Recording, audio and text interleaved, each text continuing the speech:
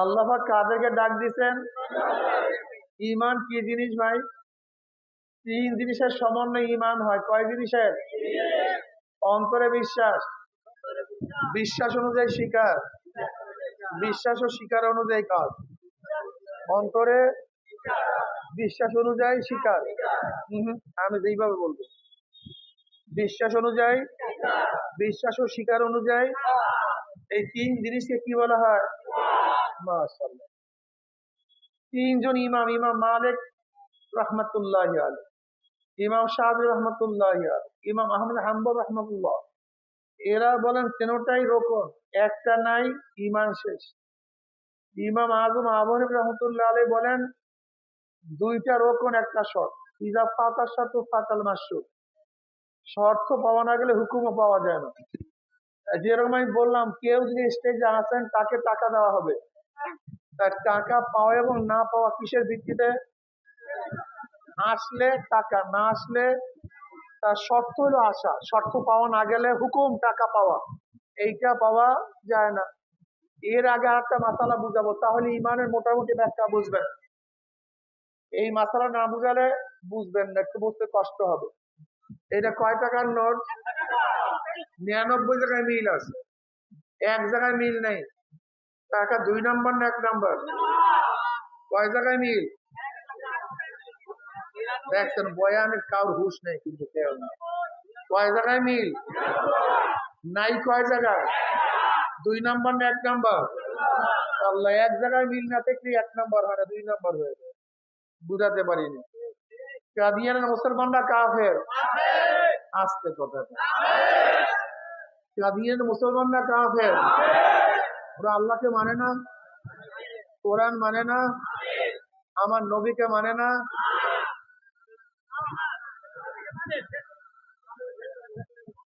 এই আসলে আমাদের মাসালা শিখতে হবে, মূল জায়গা জানতে হবে, আসলে জ্ঞানদামটা কোন জায়গায় লাগছে। কাদিনে আল্লাহকে মানে, কোরআন নবীকে মানে, মানে না তা না, নবীকে মানে, কিন্তু নবীর একটা গুণ, একটা সিফাত মানে না। নবী নূহ আলাইহিস সালাতু ওয়াস সালাম নবী, কিন্তু শেষ নবী না।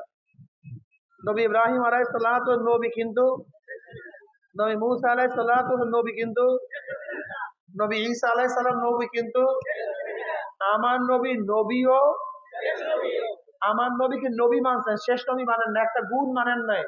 মুমিন না বেঈমান? দেখছেন অবস্থা কোনটা গেল। এইগুলা বুঝলে অনেক সহজ হবে, সামনে বয়ান বুঝতে সহজ লাগবে, নয়তো যে প্যাচ লাগবে বয়ানের মধ্যে, কথাটা বুঝাতে পারি। একটু কি লাগবে? একটু প্যাচ লাগবে। এই মাসালা যদি হল হয়ে যায়, সামনের বয়ান বুঝতে খুবই সহজ হবে, যে আমাদের সাথে আসলে জ্ঞানটা কোন জায়গায়, ইখতিলাফটা কি, মতনৈক্যটা কোন জায়গায়। কাদিরে আল্লাহকে মানে, কোরআন মানে, নবীকেও মানে, শুধু একটা, সেই গুণটা কি? অর্থাৎ টাকা 99 জায়গায় মিল আছে, এক জায়গায় মিল নাই, 2 নম্বর 1 নম্বর। ইমানের সব জায়গায় মিল থাকতে হয়। যেমন এক ব্যক্তি আল্লাহকে মানে, আল্লাহকে, কিন্তু আল্লাহ সিফাত খালেক, আল্লাহ সিফাত কি? তিনি স্রষ্টা, সৃষ্টিকর্তা। একজন আল্লাহকে মানে, কিন্তু তিনি স্রষ্টা, এটা মানে না। মুমিন না বেঈমান? এই তো আমি বুঝবেন না, মানে বয়ান তো সহজ, কিন্তু আমরা বুঝি না। হিন্দুরা আল্লাহকে মানে কি মানে না? সমস্ত হিন্দুরা আল্লাহকে মানে, কিন্তু আল্লাহ সমস্ত গুণ মানে না। যেমন তো সমস্ত শক্তির মালিক কে, কিন্তু ওরা বলে না, শক্তি ভাগ হয়ে গেছে। কালী দেবী রাধা কৃষ্ণ সব শক্তির নাম, এক একটা দেবী এক একটা শক্তির নাম। কালীর শক্তি কি? ওদের ভাষা, ওদের ধারণা, ওদের বিশ্বাস, জোলা কলেরা বসন্ত থেকে বাঁচাবার ক্ষমতা কালীর কাছে, বিদ্যা বুদ্ধি দেওয়ার ক্ষমতা সরস্বতীর কাছে, ধনী বানানো এবং নামানোর ক্ষমতা গণেশের কাছে। কার কাছে ভাই? আল্লাহকে মানে, কিন্তু কি মানে না? আল্লাহকে সিফাত মানে, গুণ মানে, মানে আল্লাহকে, কিন্তু আল্লাহকে, এর জন্য কি হয়ে গেছে? বেঈমান হয়ে গেছে। খ্রিস্টানরা আল্লাহকে মানে কি মানে না? একজন না তিনজন মানে, কিন্তু একজন না তিনজন, কারবার শেষ হয়ে গেছে। ইহুদিরা আল্লাহকে মানে কি মানে না, কিন্তু কয়জন? দুইজন ওজার ইবনুল্লাহ কারবার শেষ হয়ে গেছে। আমি কি বুঝাতে চাই, আল্লাহকে মানলেই হবে না, আল্লাহ পাকের জাত এবং সিফাত সবকিছু সমন্বয় মানতে হবে, বুঝেন না? নবীকে মানলেই হবে না, নবীর সমস্ত জাত এবং সিফাত সহকারে মানতে হবে। মাশাআল্লাহ, বুঝছেন। এক ব্যক্তি কোরআন মানে কিন্তু কোরআনের একটা আয়াত মানে না, মোমেন না বেঈমান? ও দেখছো, এই তো মাসালা, তো সহজ কথা, বুঝবেন না মানে একেবারে সহজ করবো বয়ান। একটা সন্তান বাবার কথা মানে না, সন্তান বাবার কথা মানে না, সন্তান বেয়াদ্দব কি বেয়াদ্দব না? যদি সন্তান বাবার কথা না মানে সন্তান কি হয়? যদি বাবাকে অস্বীকার করে আবার বাবাই না, কি কথা কয় না, অবৈধ জারজ হয়। এক ব্যক্তি নামাজ পড়ে না, ফাঁসে, রোজা রাখে না, পর্দা করে না, মদ পান করে, বেবিচারে লিপ্ত হয়, যদি বলে নামাজ লাগে না, রোজা লাগে না, বেবিচার বৈধ, মদ হালাল, খুব ভালো মতো বুঝবেন, অস্বীকার করবে না বাবা। নফস এবং শয়তানের ধোকায় পড়িয়া নামাজ নাই পড়তে পারি, নফস এবং শয়তানের ধোকায় পড়িয়া রোজা নাই রাখতে পারি, নফস এবং শয়তানের ধোকায় পড়িয়া মদ পান করতেই পারি, নফস এবং শয়তানের ধোকায় পড়িয়া বেবিচারের মধ্যে লিপ্ত হতেই পারি। আল্লাহ তওবা করার তৌফিক দান করে আমাদের সবাইকে। কিন্তু নামাজ লাগে না এইটা বলবা না, খবরদার, অনুরোধ করছি বাবা, অনুরোধ করছি, অস্বীকার করবা না। এইটা লাগে না, এইটা নাই না, আমরা মানুষ, গুনাহ করা আমাদের অভ্যাস, গুনাহ হতেই পারি, মদ পান কেউ করতেই পারে, তার মানে এই নয় সে বলবে মদ হালাল হিসাবে খাই, খবরদার। কেউ নাপাক সুদ খাইতেই পারো, সুদের মারাত্মক গুনাহ, একেবারে নিচের গুনাহ হলো নিজের মাকে বিবাহ করা, আল্লাহ মাফ করে দেন সবাইকে। এরপর মানুষ সুদ খায় কি খায় না, হালাল মনে করিও না, বেঈমান হয়ে যাবা কিন্তু। অস্বীকার করিও না নামাজকে, রোজাকে। কেউ শরিয়াত নাই মানতে পারি, নফস এবং শয়তানের ধোকায় পড়িয়া শরিয়াত নাই মানতে পারি, কিন্তু এই কথা বলিও না শরিয়াত বিশ্বাস করি না, বেঈমান হয়ে যাবে কিন্তু, খবরদার। নফস এবং শয়তানের ধোকায় পড়ি অনেক কিছুই করতে পারি, কিন্তু হালাল মনে করিও, আল্লাহ আমাদের মাফ করে দেবে। এক ব্যক্তি নামাজ পড়ে, রোজা রাখে, পর্দা করে, লম্বা দাড়ি, পাগড়িও পড়ে, সবকিছু ঠিক আছে, কিন্তু কোরআনের একটা আয়াত মানে না। কয়টা আয়াত? মোমেন না বেঈমান? বুঝাতে পারছি? খুব কঠিন মাসালা। এ মুসলমান, তোমার কাছে গিয়ে বললাম তুমি ইসলাম পছন্দ করো কি করো না, তুমি কি বলবা? যদি বলো করি না, হ্যাঁ, আমি তোমাকে বললাম তুমি কোরআন ও সুন্নাহ মানো কি মানো না, কি বলবা? যদি বলো মানি না, খবরদার। আমি তোমার কাছে গিয়ে প্রশ্ন করলাম আল্লাহর নবীকে নেতা মানো কি মানো না, তুমি কি বলবা? যদি বলো মানি না, আল্লাহ আমাদের মাফ করে দেন। আজকে আমাদের সবকিছু ধ্বংস করে মতো লোভ, লোভ এত মারাত্মক জিনিস, এই লোভের কারণে হাজারো মানুষ বেঈমান হয়ে যাইতেছে, ঈমান আনতে পারতেছে না, হক বুঝিয়ে হককে গ্রহণ করতে পারতেছে না, বিশ্বাস হয় না। আল্লাহ পাক নিজেই কালামে পাকের মধ্যে ইয়ারিফুনাহু কামা ইয়ারিফুনা আবনাআহুম, হে নবী আপনাকে কাফেররা চিনে, ওই আবু জাহাল, উতবা, সায়বা, আবু লাহাব আপনাকে চিনে যেইভাবে তার সন্তানদেরকে চিনে। বাবা যেরকম সন্তানকে চিনতে ভুল করে না, ঠিক তদ্রূপ আপনাকে তারা নবী হিসাবে চিনতে ভুল করে নাই। ওরা চিনে, কিন্তু তারপরও মানে না কেন? এইটা বুঝাই, এই মাসালাটা বুঝে, এই মাসালা বুঝাবার আগে একটা ঘটনা জানতে হবে, কোরআনের ঘটনা। কি আপনাদের খারাপ লাগতেছে না? সুলাইমান নবী আলাইহিস সালাতু ওয়াস সালামের সাথে হুদুদ পাখি থাকতো। কি পাখি ভাই? হুদুদ পাখি। হুদুদ পাখির ঘটনা কোরআনে আসছে। হুদুদের গুণ হলো সে মাটির নিচে পানি দেখতে পারত, মরুভূমির মধ্যে কোন জায়গায় পানি আছে এটা হুদুদ পাখি দেখতে পারত। কাউরা বলতেছে হুদুদ তোমার মধ্যে এই গুণ নাই, তাহলে বুঝলা কিভাবে আমার মধ্যে এই গুণ নাই? তো তুমি যদি মাটির নিচের পানি দেখো, তোমার জন্য যে ফাঁদ পাতা হয়েছে, কি পাতা হয়েছে? যে ফাঁদের মধ্যে তোমার গলার মধ্যে রশি লাগে, কলা ফাঁদ পড়ে, সেই ফাঁদের মধ্যে পড়ো কেন? সেই ফাঁদ তুমি দেখো না? মাসালা মারা হাইজলেমের জায়গা পাও না? তুমি মাটির নিচের পানি দেখো, আর উপরে মাটির উপরে যে ফাঁদ পাতা হয়েছে, সেই ফাঁদ কি দেখো না? হাইজলেমি করতেছো, মিথ্যা কথা বলতেছো। এবার হুজুরের জবাবটা কিয়ামত পর্যন্ত মনে রাখবেন, বলবেন না। চমৎকার জবাব দিচ্ছে, যে জবাব মনে রাখার মতো। হাজারো নসিহাতের এক নসিহাত হুজুরের, কোটি নসিহাতের এক নসিহাত হুজুরের। হুজুর বলতেছে তকদীরের মামলা, এটা আল্লাহ পাকের ইচ্ছা। কিন্তু শোনো, আসলে বাস্তব কথাটা কি শোনো, যখন আমার মধ্যে লোভ থাকে না, কি থাকে না, তখন আমি মাটির নিচে পানি দেখি। কিন্তু যখন পুঁটি মাছের লোভ আমার মধ্যে চলে আসে, কোন মাছে? ওই পুঁটি মাছের লোভ যখন আমার মধ্যে চলে আসে, আমি অন্ধ হয়ে যাই, আমার কিছু মনে থাকে না। কোন মাছের লোভ? নিজের গলায় ফাঁস পড়বে, মনে যখন লোভ থাকে না, অনেক কিছু দেখি, লোভ আসলে অন্ধ হয়ে যায়। কয়েকদিন আগে বাংলাদেশে যে ঘটনা ঘটছে, 1 বছর 1.5 বছর আগে, মানুষের অনেক কিছু বোঝার উচিত ছিল, জানার, কিন্তু আমরা কিছু শিখছি। কারণটা কি? লোভ, ক্ষমতার লোভ, অর্থের লোভ আমাদেরকে অন্ধ করিয়া ফেলে। চুরি খারাপ, চোরও জানে। ডাকাতি খারাপ, কথা বলেন, এরপরে করে কেন? ওই অর্থের লোভ। বিশ্বাস হয় না রে পাগল। আরে লোভ কি জিনিস!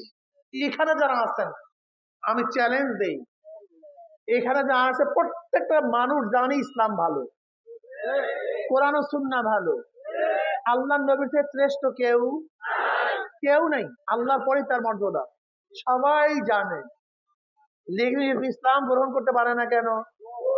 হাজারো সভাপতি দলের, অনেক দলের সভাপতি, তারা জানে আমি যে কাজ করি, আমি যে দল করি, এর সুন্নাহর খেলাফ, কোরআনের খেলাফ, হাদিসের খেলাফ, ইসলামের খেলাফ। আমার নবীকে তারা নেতা মানে না, কোরআনের বিরুদ্ধে কাজ করে, ওরা বুঝে। তারপর ইসলামের পথে আসে না কেন? সভাপতি গিরি দেখছেন, মাত্র সভাপতি ওয়ার্ডের, এর জন্য হক বোঝার পরেও কথা কয় না।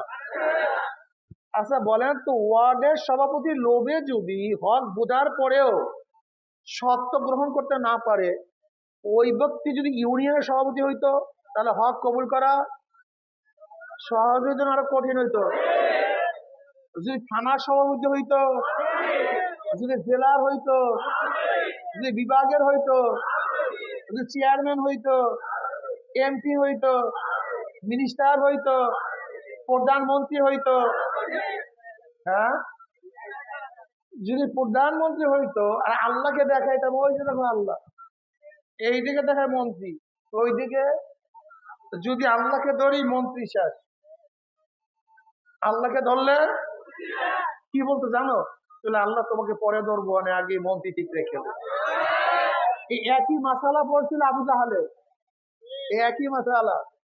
ও আল্লাহ নবীকে চিনত না তা না, ভালো মতো চিনত। এমনকি আবু লাহাব আল্লাহ নবীকে চিনত, ভালো মতো চিনত, কিন্তু যখনই দেখি ইসলাম গ্রহণ করলে ক্ষমতা, তখন তারা কি বলছে?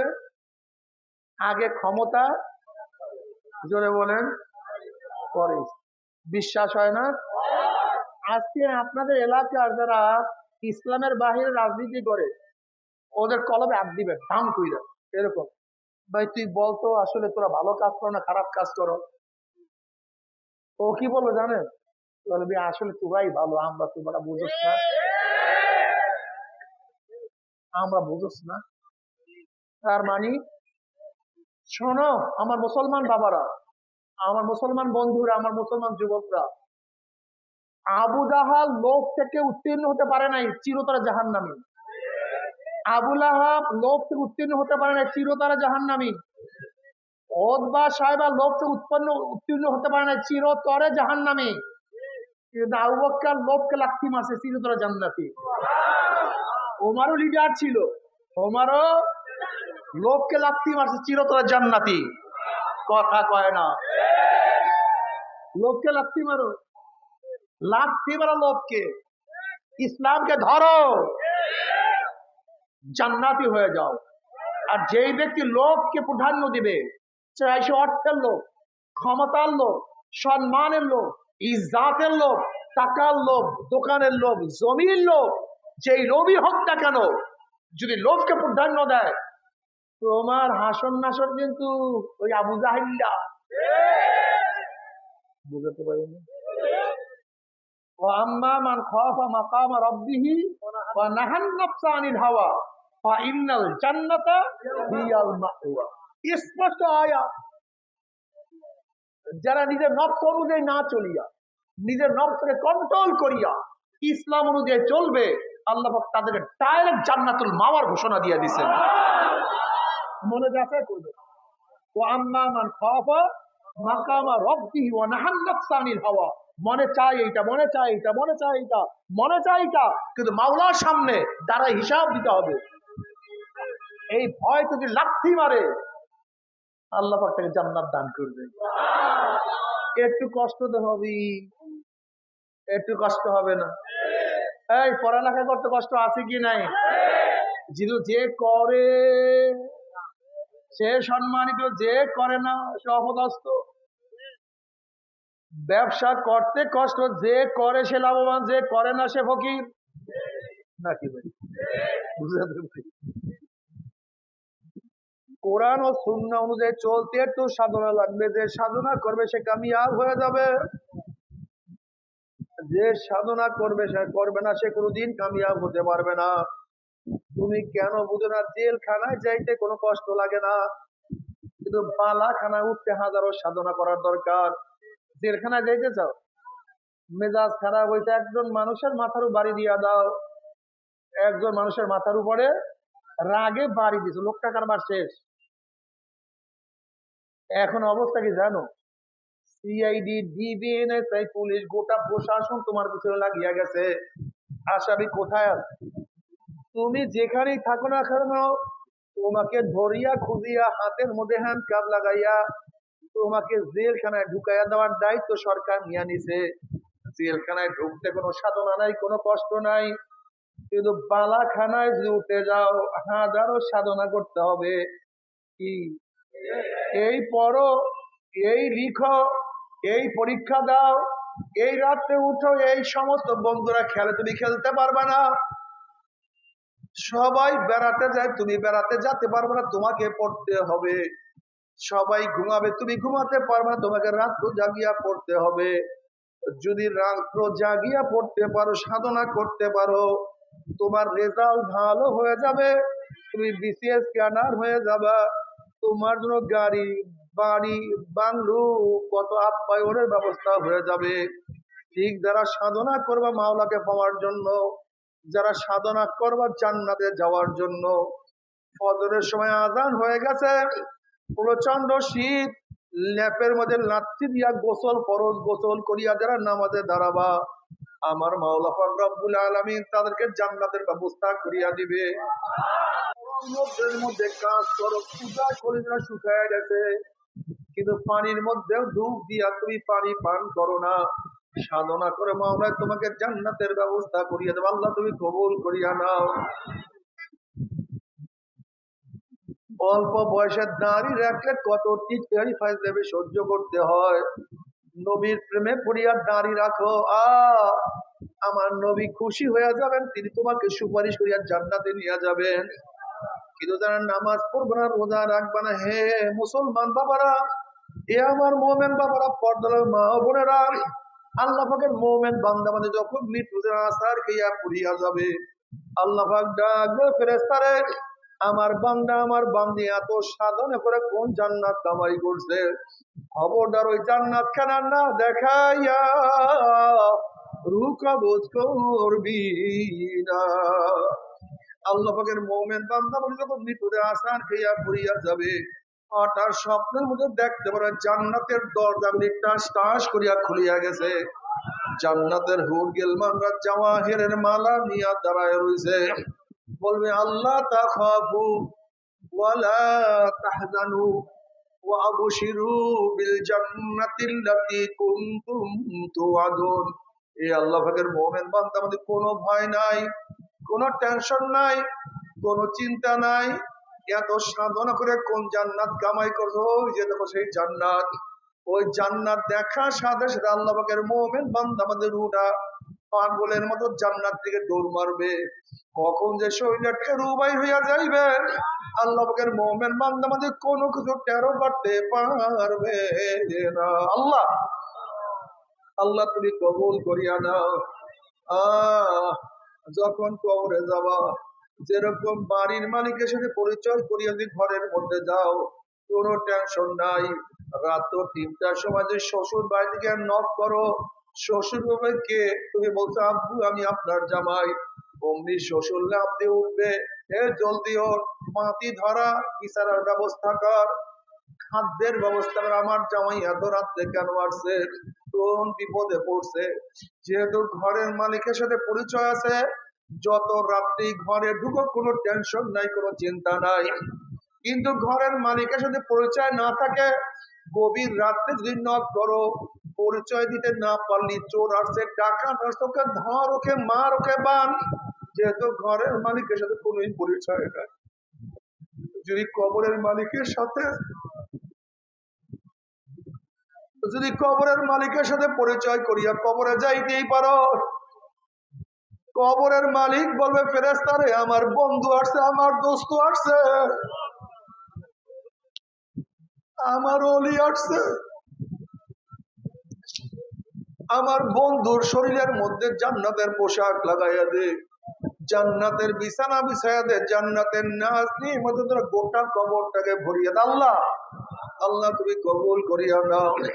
কিয়ামতের মালিকের সাথে পরিচয় করিয়া কিয়ামতের মাঝে উঠতে পারলে, কিয়ামতের মালিক ডাকিয়া ডাকিয়া আরো সেনেতে জায়গা করিয়া দিবে।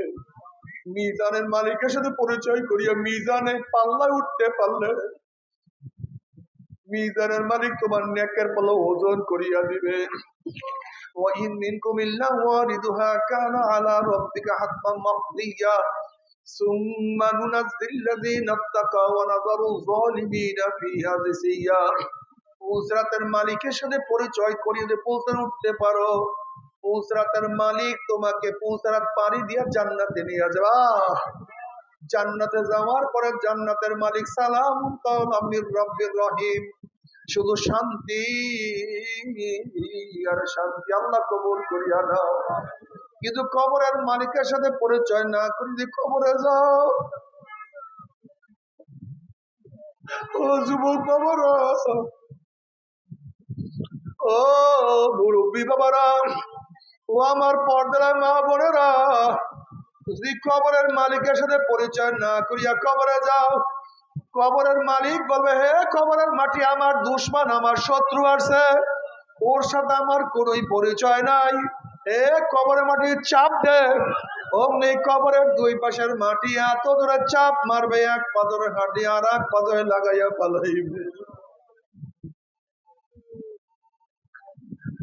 ফেরেশতারা কবরের মধ্যে আগুন ধরাইয়া দে, অমনি কবরটা হুফরাতুম মিন হুফারাইন নার, একটা আগুনের কুয়া হইয়া যাবে। এ সাপ জড়াইয়া ধর। নবী আলাইহিস সালাতু ওয়াস সালাম ফরমান, ওই সাপ এত বিষাক্ত হবে, লাউ নাফাকা ফিল আরদি মা আনবাতাত খাদরা, দুনিয়ার কোন কর্নার থেকে যদি সাপ ফুক মারত, গাছপালা তরুলতা সব পুড়িয়া সারকার হইয়া যাইত, একটা ঘাস পর্যন্ত জমিনের উপরে মাথা তুলতে পারত না। মাওলা মাফ করিয়া দে।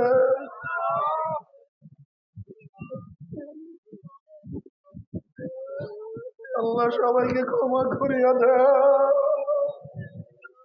সবাইকে ক্ষমা করিয়া দে। ও বাবা রে,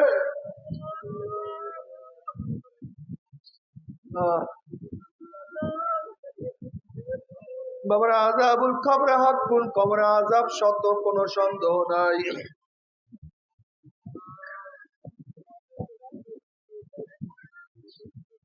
আমি একবার খুলনায় মাহফিলে গেলাম, এক ব্যক্তি তার ছেলেকে নিয়ে আমার কাছে আসছে, আসিয়া বলছে, হুজুর আমার ছেলেটা হাফেজ, দেখেন আমার ছেলেটা কি বলে। আমি বললাম, বাবা তুমি কি বলতে চাও বলো। তখন ছেলেটা বলে, হুজুর আমার বাড়ির সামনে একটা কবর, আমি যখন মাগরিবের পরে ঘরের থেকে নামলাম, হঠাৎ যখন কবরের দিকে আমি চক্ষু দিলাম, নজর করলাম, দেখি কবরের মধ্যে আগুন, দেখি ছেলের চেহারা পরিবর্তন হয়ে গেছে। বাবা বাবারে,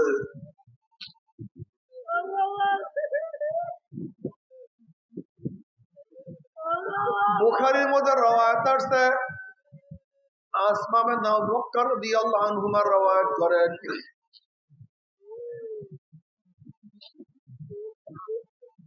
নবী আলাইহিস সালাতু ওয়াস সালাম খুতবা দেওয়ার জন্য দাঁড়াইলেন, যখন কবরের বয়ান শুরু করলেন, দাজ্জাল মুসলিমুনা দাজ্জাতান,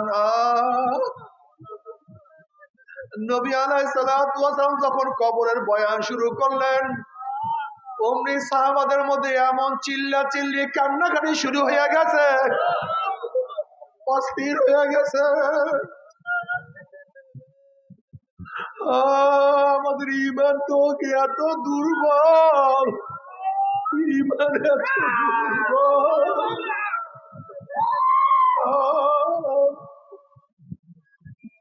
ও যুবক,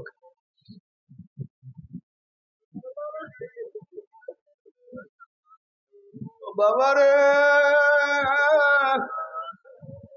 ও আমার মা বোনেরা, আমার মাওলাকে রাজি খুশি না করিয়া কেউ মাওলার কবরে যাইও না।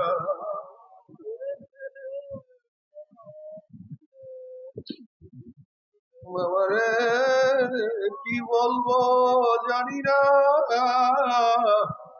আল্লাহ তুমি আমাকে মাফ করিয়া দাও, আল্লাহ আমাকে গুনাহ থেকে বাঁচিয়া থাকার তৌফিক দিয়া দাও, আল্লাহ আমাদের সবাইকে মাফ করিয়া দাও। বাবারে, নবী ইব্রাহিম আলাইহিস সালাতু ওয়াস সালাম মাঝে মাঝে মাওলার ভয়ে বেহুশ হইয়া পড়িয়া যাইতেন, মাঝে মাঝে মাওলার ভয় কলিজার মধ্যে এমন কম্পন শুরু হইয়া যাইত, অনেক দূরের থেকে আওয়াজ পাওয়া যাইত। আল্লাহ পাক জিবরাইলকে বললেন, যাও জিবরাইল, আমার খলিলের কাছে সালাম পৌঁছাও এবং প্রশ্ন করো, কোন বন্ধু কি বন্ধুর ভয়তে বেহুশ হইতে পারে নাকি? সে তো আমার বন্ধু, সে আমার ভয় কেন বেহুশ হইয়া যায়? জিবরাইল আলাইহিস সালাতু ওয়াস সালাম নবী ইব্রাহিম আলাইহিস সালাতু ওয়াস সালামের আল্লাহর তরফ থেকে সালাম পৌঁছাইলেন এবং জিবরাইল আলাইহিস সালাতু ওয়াস সালাম বললেন, আল্লাহ পাক নিজেই প্রশ্ন করছে, কোন কি বন্ধু বন্ধুর ভয়তে বেহুশ হইতে পারে নাকি?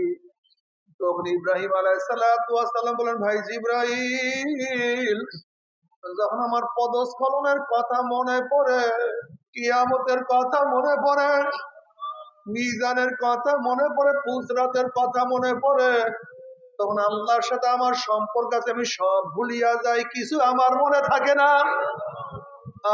তারা মাওলাকে কত ভয় করতেন।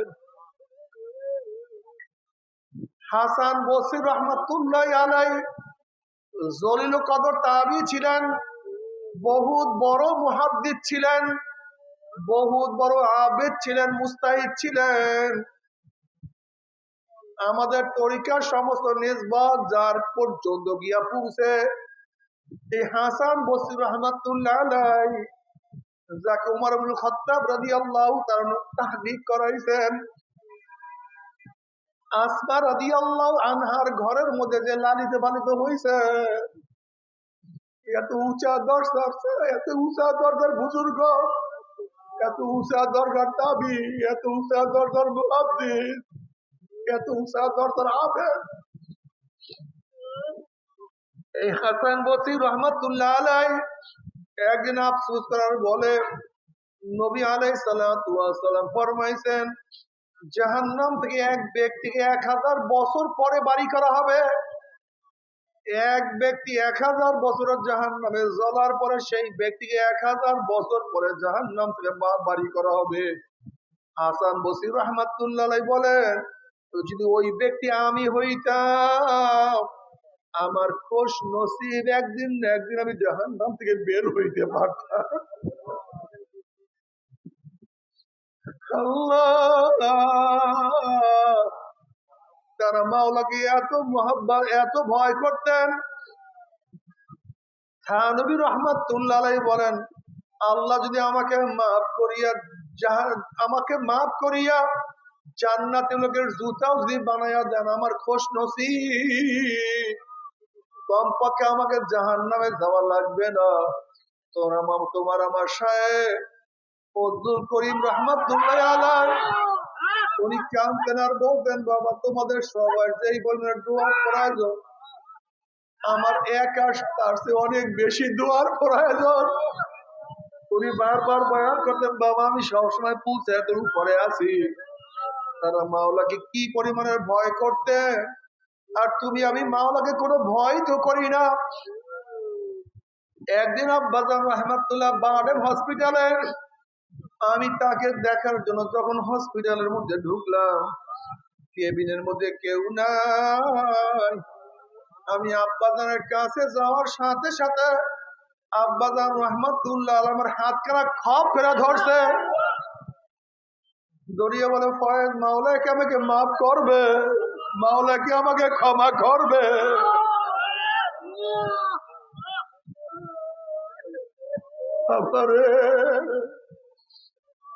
আমি বললাম আব্বাজান জীবনে আপনার স্নেহ মহাব্বত ঠিক মতো পাই নাই, সারা বছর দিনের কাজে ব্যস্ত ছিলেন।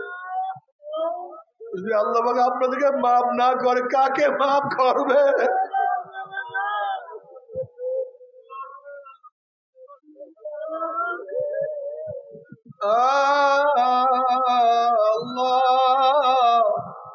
আল্লাহ তুই আমাদের সবাইকে মাফ করিয়া দে আল্লাহ। আমার যুবক বাবারা মুরব্বী এবার আজকে থেকে ওয়াদা করো মন আমি নামাজ আর কাজা করবো না। ওরে মন আমি মাওলাকে বাদ দিয়ে অন্য কাউকে মানবো না, আমি নবীর সুন্নাত ছাড়বো না। মনকে বুঝাও যদি কিয়ামতের মালিকের সাথে পরিচয় করিয়া কিয়ামতে উঠতেই পারো, কিয়ামতের মালিক তোমাকে ডাকিয়া ডাকিয়া আনুশীনিতে জায়গা করিয়া দিবে। আর যদি কিয়ামতের মালিকের সাথে পরিচয় না করিয়া কিয়ামতে উঠো, কিয়ামতের মালিক তোমাকে ধাক্কা দিয়া সূর্যের গরমের নিচে ফালাইয়া দিবে।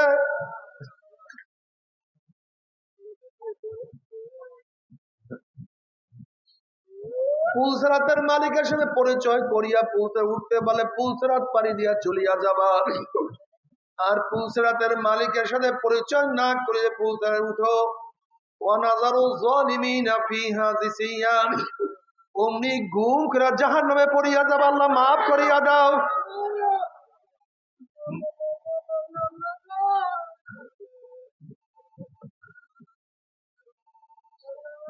তুমি কি জানো কত পাথর আমি মাওলার ভয়ে কানতে কাঁদা নহর জারি করিয়া ফেলাইছে। নবী মুসা আলাইহিস সালাম একদিন এক জায়গা থেকে রওনা করছে, দেখে একটা পাথর কান্দে। নবী মুসা আলাইহিস সালাম বলেন পাথর কেন কান্দো? তাহলে আল্লাহ পাক জাহান্নামকে মানুষ এবং পাথর দিয়া জ্বালাইব, কুদুহান নাসু ওয়াল হিজারা। ওই মাওলার ভয়ে কান্নাকাটি করতে আসি। আপনি আল্লাহর কাছে দোয়া করেন মাওলা তোমাকে মাফ করিয়া দেয়। নবী মুসা আলাইহিস সালাম বলেন মালিক এই পাথর তোমার ভয়ে কান্দে, তুমি তাকে মাফ করিয়া দাও। আল্লাহ বলেন সুসংবাদ জানাইয়া দাও, মাফ করিয়া দিলাম। এই সুসংবাদ জানাইয়া মুসা আলাইহিস সালাম চলিয়া গেলেন। অনেকদিন পরে সেখানে আসার পরে দেখে পাথর আবারও কান্দে। নবী মুসা আলাইহিস সালাম বলেন পাথর তুই কি আমার কথা বিশ্বাস করো নাই?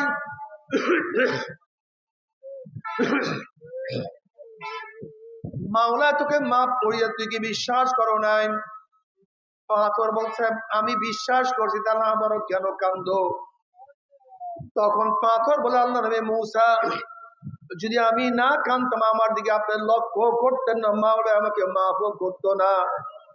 আর আমি না কানলে মাওলায় মাফও করতো না।